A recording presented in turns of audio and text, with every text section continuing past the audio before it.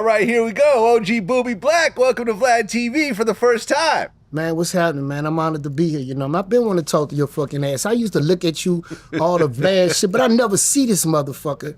And I'm like, what are they talking to? They talking to some AI, but all the while you the real deal. You know what I'm saying? What's happening, man? I'm the real deal. We're here face to face right now in LA. Yeah. That's what it is. Well, you have a very interesting story. I want to start in the very beginning.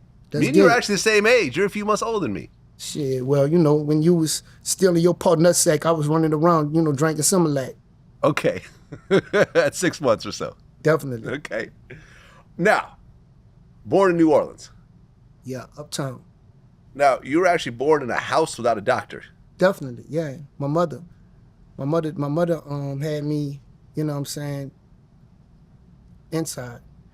Okay. But it wasn't like she had me. You know, they had people there to help, but back then it wasn't no, you know, we ain't gone to the hospital or nothing like that, you know what I'm saying? So yeah, that's how it went down. Was there a nurse in the house to kind of overlook the whole process, or? I don't know. I wasn't fucking born, Vlad. I know, but I mean, it's kind of a crazy story to be born in a house. Listen, it's like I wasn't born in a hospital. I went to the hospital after I was born. Got it. You know what I'm saying? So that's how that went down, and that's the story that was told to me. Okay. I don't know. I was afterbirth all over me. Well, how long after you were born did your mom get locked up? I want to say like when I was like about probably 11 or 12 months old.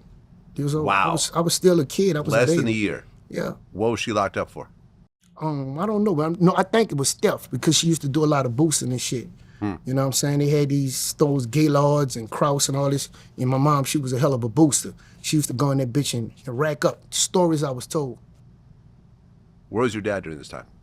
What was my dad? Yeah. My dad was in my life. Okay, so your dad was around, but your mom was locked up. Yeah, definitely. Okay, because your mom actually died when you were young. Yeah, she died. How old? I think I had to be like about 1 or 2. Oh, so you never really knew her? No, I didn't know. I made a song called Black Memory. Because the song states that, you know what I'm saying, the memory of my mama, I don't know who it is. You know, so I made a song called Black Memory. Yeah, I never knew her. Does that bother you? Bother me? Yeah. Nah, it don't bother me because, let me tell you a story. I had a lady that came in my life that my daddy was messing with, you know what I'm saying? Her name was Judy. And this lady knew I didn't have a mother and all that, so she took me in as her son. And the whole time, you know what I'm saying, I always had that love for my mother. I always had that motherly love, you know what I'm saying? So Judy was the one who filled in that gap, so I ain't had, you know. I had a picture of my mom, and I used to see the picture, and I used to wonder and see all type of, you know, little things in my mind at a young age, but, you know. How'd your mom pass away? Brain tumor. But she was young. Yeah. I'm assuming. Yeah, she was young. Yeah. How do you get a brain tumor that young? I mean, maybe in her 20s? No, I don't think she was in her 20s. 30s maybe? Yeah, their 30s. Right, but that's still. But I'm saying you don't young. know the dynamics of people, you know, people body. People get tumors from all kind of shit. You could get a tumor from stressing. You could talk about some shit and think about some shit too long and you know what I'm saying? And it could fuck with your mind. Yeah, that's sad, man. That's the center control center of your fucking body, your mind. Yeah. Sorry for your loss, man. Sorry for your loss. But you're growing up with your dad and a stepmom. Definitely. Now, your dad was hustling, though.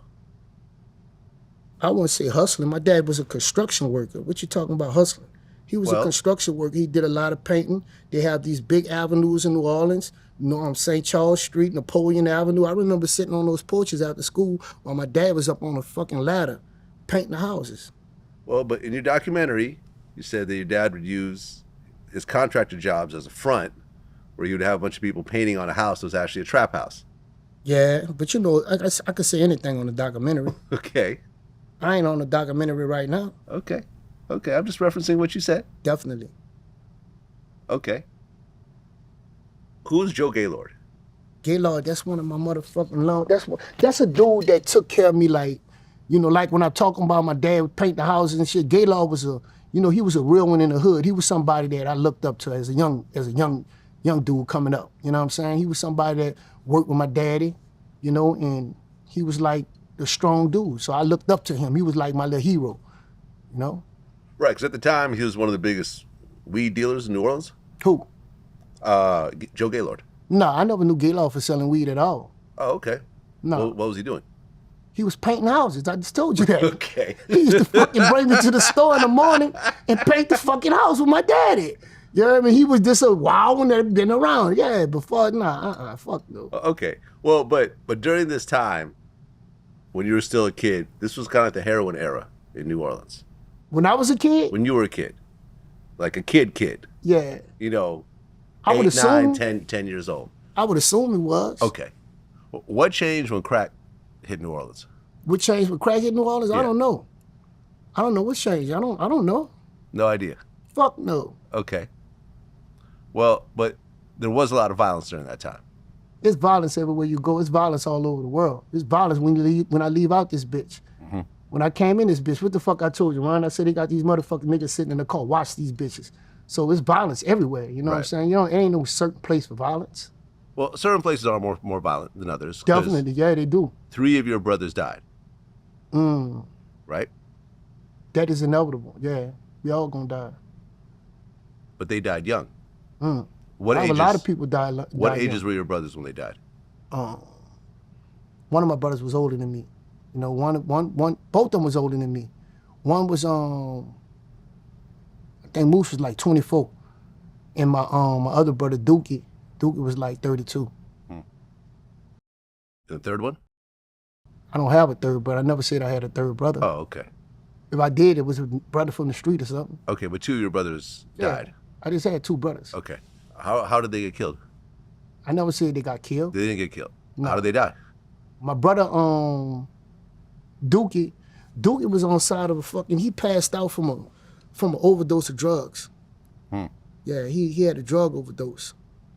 You know, and my brother Moose, he had died from a bad accident on a motorcycle. Damn. They had these motorcycles called the MB5s. Do you ever remember the MB5? It was a Honda. It was a 50. Okay, it's like a dirt bike almost. Yeah. God, I just He looked had it up. a little common that. Sorry for your loss, man. How old were you when they lost their lives? Around? Shit, I can't calculate, man. I don't know how fucking old I was. I was young. I was younger than them. How did it affect you, seeing your older brothers, die that young? I ain't gonna say it affect me. It affect me. But I had a stepbrother too. And I know what you're talking about. That third brother. You're talking about Ralph. Ralph, that's so. Judy's son. That's my stepbrother. Oh, but the two brothers I was talking about is Aaron Golf, which is my brother Moose, and Alvin Martin, which is my brother Dookie. But Ralph was Judy's son. Yeah, Ralph he got in a fight and something, and he hit his head on a brick wall, and he passed away like that. So that's the third brother you're talking about. Okay. But Ralph was the one that like basically affected me the most, like really, because Ralph came up with me. You know what I'm saying? My other brothers, they stayed with their mom. Okay. He stayed with his mom. He said, I see him every now and then, holidays and shit like that. Oh, because there was different moms? Yeah. Oh, okay. I see what you're saying. My daddy was slinging dick, man. Sisters, brothers, man. Come on, man. How many siblings were there altogether? 7. 7? Yeah. Okay. That's what's up.